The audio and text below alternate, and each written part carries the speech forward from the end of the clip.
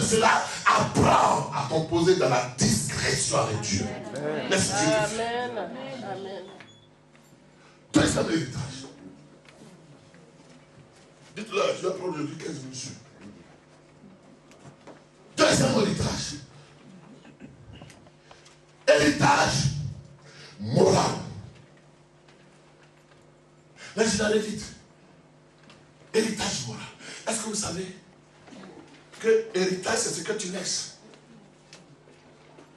Mais héritage moral, ses conséquences sont graves.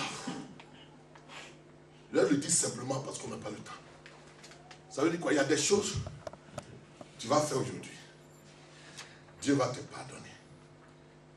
Mais les conséquences morales restent. Elles ne s'effacent pas, même si tu es retardé. Prenons le cas de Abraham. Il a appelé qui? On parle de lui, on dit qu'il est quoi? Père de quoi? Père de la quoi? La foi. Mais avant qu'il ne soit père de la foi, il nous a laissé un héritage. Qui est l'héritage israélo-palestinien. Israélo-palestinien, ça ne va pas finir jusqu'à ce que Jésus vienne. Même si il est devenu père de la foi, son père de la foi là, ça ne va pas effacer ça. Tu comprends? Parce qu'Abraham n'était pas obligé d'aller coucher avec cette quoi? Égyptienne, païenne, Agar. Il a eu des enfants qu'on appelle Ismaël, un enfant. Et puis il a eu un enfant qu'on appelle Isaac. Et voilà que Isaac et Ismaël, ils ne vont pas s'entendre. La postérité d'Ismaël, ça va être les Philistins, les Gabonites, les Phérésiens, les Jébusiens, ceux qui ont fait la guerre à Israël en son temps, et ceux qui continuent de faire la guerre à Israël, Palestine. Il n'a pas bien attrapé sa bassesse. Et sa bassesse va créer un héritage qui ne s'effacera pas. Dis Amen. Même si plus tard il est devenu père de la foi, mais ça existe. Il y a des tâches indélébiles. Il y a des tâches indélébiles de faire un enfant hors mariage. Cet enfant-là, il va avoir sa répercussion quand tu seras marié. Et quand tu seras avec un mari légal. Tu auras des enfants légaux. Ça va créer un crash, tu vas gérer ça. Ou alors, toi le père, tu as eu un homme, tu es marié légalement, et puis tu vas faire un enfant dehors. Mais le dehors là, tu vas gérer ça jusqu'à ce que tu meurs. Ou alors quand tu vas mourir même, il va avoir d'autres conséquences si tu ne gères pas bien. Donc on pense qu'il s'agit de prendre une fille et de faire ce qui fait de son plaisir, et puis finir, et puis ça s'arrête là. Non, il y a des conséquences. David, quand il a couché avec chose, il va prendre la femme de quoi? De Uri le Héthien. Il va prendre la femme. Et il avait des femmes, et il avait des femmes légitimes. Mais c'est la femme, comment elle s'appelle? Uri le Héthien, qu'elle va laisser. À qui il va laisser quoi? L'héritage, Salomon. Ce n'était pas l'enfant de la femme légitime. Mais après, il y a eu guerre. Salomon va tuer Adonijah. La maison de David va brûler. À cause de quoi? Simple adultère de 5 minutes. Ça ne fait même pas 5 minutes. Non. Ça n'attend pas. Quand tu calcules, ça fait 1 minute et demie. Dis Amen. Dis Amen. Amen. Mais les conséquences, c'est des conséquences éternelles. Et cette conséquence d'Abraham et de comment il s'appelle? De quoi? De David là, va jouer sur la vie de qui? De Salomon. Parce que tu vas léguer à ta progéniture les germes qui sont en toi. Dites Amen. Parce que chacun de nous, même si on est converti maintenant, mais chacun de nous a en lui les germes biologiques de son parent. Quand vous voyez le pasteur d'Akouri, vous n'avez pas connu mon père, mais je suis la photocopie de mon père.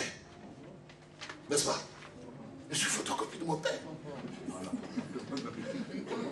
Gentil dehors.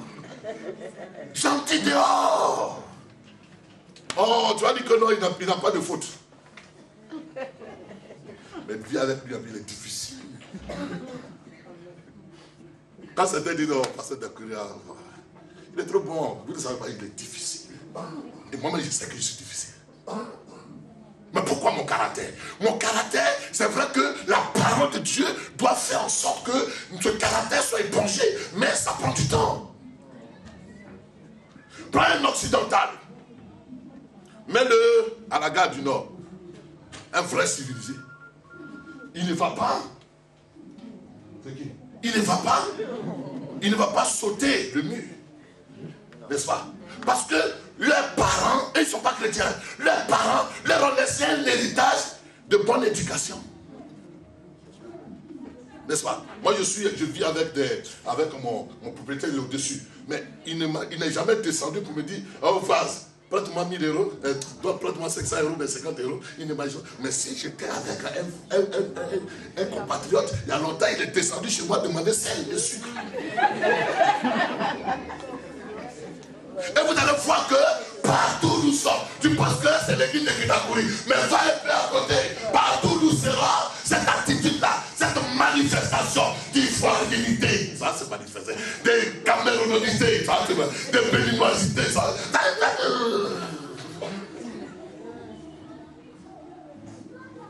Dites amen. Est-ce que vous me suivez ce soir? Donc veille sur ta conduite, veille sur tes actions.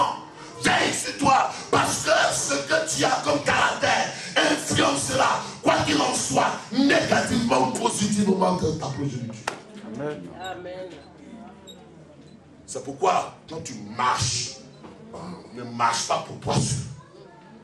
Amen. Ne vis pas pour toi seul. Amen. Je m'en ai terminé. Mais l'héritage spirituel, David, c'est vrai qu'il a été ceci, mais il a laissé un héritage spirituel. Dieu va dire dans le livre de 1 Chronique chapitre 17 que à cause de toi David, le trône, il aura toujours successeur sur quoi? Sur le trône. Dis amen. Est-ce que vous suivez un peu la définition que je donne? Ça veut dire quoi? Ta relation spirituelle, elle a nécessairement un impact positif sur ta progéniture. Ton alliance agit sur ta progéniture. Vous allez voir que, malgré toutes ces fautes que je viens d'énumérer chez David, ou bien sur Abraham, Dieu va prendre compassion d'Abraham à cause de quoi? Malgré ses fautes, malgré ses handicaps-là, Dieu va prendre compassion d'Abraham à cause de quoi? À cause de son alliance. À cause de son alliance. Donc, qu'est-ce que je veux dire ce soir, ce matin? Ta marche avec Dieu, elle a une destinée qui va agir non seulement sur ta vie présente, mais sur la progéniture que tu as. Si tu as été féticheur, ce fétichisme-là va avoir son incidence de malédiction. Ouais, pourquoi? Voilà pourquoi. Nos parents, ils ont été quoi? Pour la plupart, ils ont été quoi? Ils ont été sorciers. Tu vas à Lakota. Hein? Dragon. Et quand tu vas voir un dida, sorcellerie la fatigue. Même quand il vient à l'église, même sorcellerie le fatigue. Mais pourquoi sorcellerie ne fatigue pas le monsieur qui est là, notre frère qui est là, notre frère français qui est là. Quand tu parles de sorcellerie, lui ne le connaît pas. Il dort tranquille, c'est là il prend son petit café, il n'a pas besoin de déjeuner et prier. Pourquoi? Parce que lui, il n'a pas reçu cet héritage. Amen. Donc c'est à nous maintenant de changer quoi? Cet héritage, ce mauvais héritage. Et les actes que tu poses aujourd'hui dans la maison de Dieu auront nécessairement la conséquence sur tes enfants. Dis amen. Amen. Tu es là, tu ne donnes pas digne. Tu crois que la malédiction, c'est pour toi seul. Elle est pour toi, elle est pour tes enfants. Tu es là, et puis tu fais des choses même dont tu es conscient qu'elles sont mauvaises devant Dieu. Et puis tu confesses tes péchés. Ok, laisse-moi vous dire, il y a encore une autre étude que je fais. Dieu pardonne les péchés que tu commets aujourd'hui, mais il réserve parfois des conséquences de certains péchés plus loin. Il y a certains péchés que Dieu peut pardonner. Quand ta vie a péché, Dieu dit ok, je laisse tomber. Mais tes fils paieront cela. Parce que c'est là qui pêche souvent, tu meurs. Mais souvent, certains péchés vont avoir des effets sur notre progéniture. Mais si les péchés ont des effets sur notre progéniture, la Bible dit que Dieu bénit qui le craignent. Donc, crains Dieu. Dis Amen. Et je termine.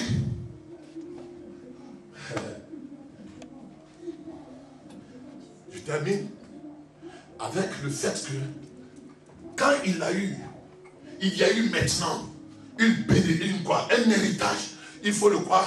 Il faut le rentabiliser. Dieu va se saisir de Abraham.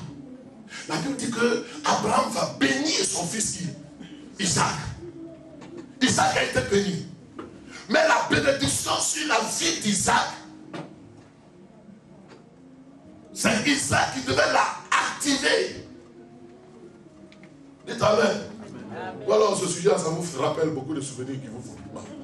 Votre visage a changé. Dieu bénit son fils Isaac. Mais la bénédiction, elle est sur la vie d'Isaac. Et c'est Isaac qui doit activer la bénédiction. La bénédiction, elle s'active. Dites Amen. Quand Abraham va mourir, les fils de Ketura et les autres enfants qu'il a eu, la Bible dit qu'il leur a partagé. Il leur a partagé quoi? Il leur a fait des dons. Mais à Isaac, la Bible dit que Dieu, Abraham, va partager ses biens à Isaac. Et dans la suite du chapitre 26, vous allez voir que Isaac, bien que étant béni de son père, Isaac lui-même va prendre l'engagement de quoi? D'activer la bénédiction que son père lui a laissée. Est-ce que vous comprenez? C'est-à-dire qu'un chrétien normal, il est béni. Nous sommes bénis. Nous ne sommes plus sous la malédiction. Nous avons été bénis. Ça veut dire quoi? Nous avons été bénis. Madame Alain est bénie.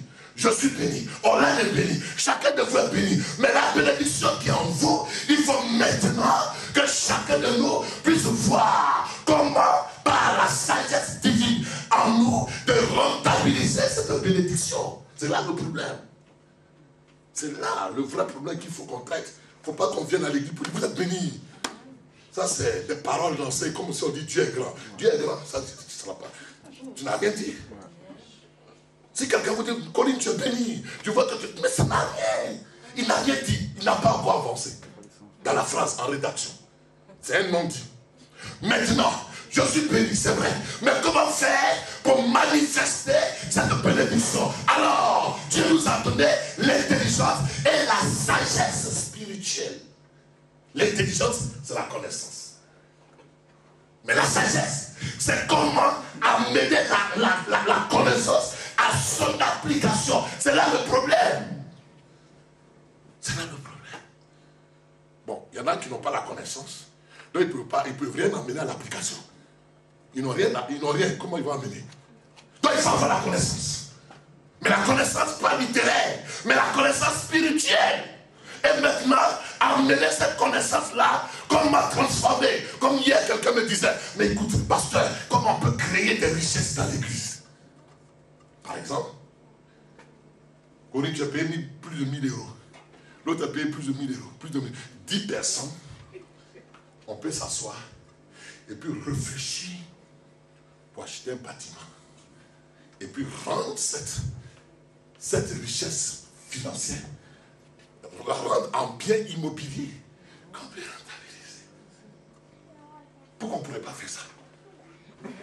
Vous voyez, donc, je veux que le problème du chrétien, c'est que le diable a mis un voile. De sorte qu'il va passer 10 ans en France. 10 ans, il valait mieux qu'il reste à Abidjan ou à Côte. Dis amen. Or, il ne sait pas que on ne peut jamais s'enrichir avec un salaire. Le salaire, c'est pour l'autosuffisance alimentaire. Maman Cathy est venue ici. Elle était jeune fille. Maintenant, elle a ses cheveux blancs. Maman d'Axel même fait 2 boulots. Elle n'a même plus le temps. Même pour prier, même, c'est jamais.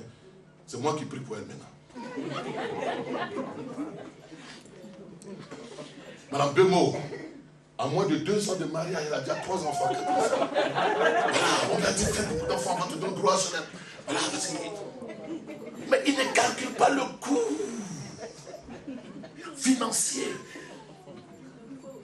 Non, ce que je dis, ça me choque un peu, mais c'est la réalité publique que l'Église doit avoir pour sortir de la médiocrité, de la pauvreté, de quoi? Du manquement. Or, plus tu es criblé de dettes, plus spirituellement tu meurs. Plus le pasteur même t'énerve. Dis amen. Amen. Bien aimé, chantons. Chantons de cette colonisation spirituelle qui nous a pas amené à nous prendre en charge. Et qui nous a amené à être des éternels assistés, même spirituellement assistés. Des éternels consommateurs, pas producteurs. Regardez un peu le petit noyau juif. Ils ont envahi les États-Unis, ils ont envahi la France, ils ont envahi tout le monde entier. Pourquoi? Parce que où qu'ils se situent, ils sont solidaires. Or, l'entreprise de dégâts de notre sœur, comment elle s'appelle, Corinne, on peut la modifier en une industrie. Mais il y en a qui prennent son dégât là, ils ne payent pas. Il y en a même qui volent son dégât. En plein du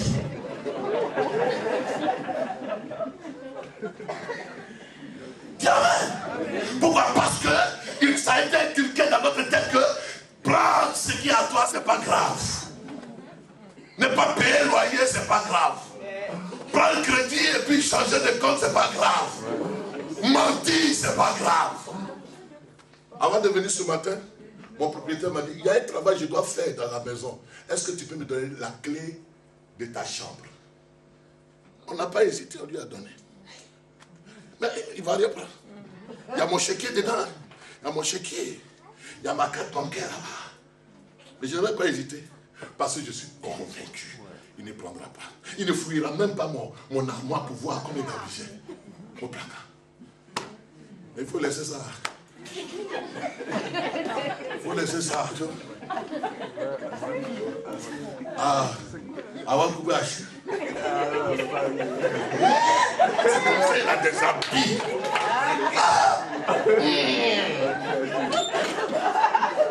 Parce que quoi? C'est pas de sa faute. Son grand-père avait agi comme ça. Sa mère avait agi comme ça. Son père avait agi comme ça. Et lui, il a agi comme ça. Parce que c'est l'héritage qu'il a reçu. C'est pourquoi tu vas voir dans l'église, il y en a qui vont se contenter de ne pas s'habiller. Ils vont se mettre souvent en habit d'hiver. Même s'il fait été, ils vont se mettre en hiver. Parce qu'ils ne veulent pas que les gens les critiquent. Mais moi, je te dis, c'est une mentalité d'esclave. Sors de là. Dis amen. Sors de là. Il y a pourquoi vous dites sur l'héritage. Mais je vais m'arrêter ce matin. Isaac béni de son père. Mais quand tu vas voir le chapitre 26, la Bible dit que Isaac d'abord, il a creusé les puits de son père. Ça c'est un. Deuxièmement, il est resté à Guérar. La Bible dit que Isaac a semé à Guérar. Et qu'est-ce qu'il a fait à Guérar? Quand il a semé à Guérar, la Bible dit qu'il était riche. Hein? Il est quoi? Il devint riche. Il était riche. Comprenez un peu le processus. Il était riche. Corinne est venue à Paris, où elle est venue en Christ, elle était riche. Première étape. Madame Gombo était riche. Autre était riche.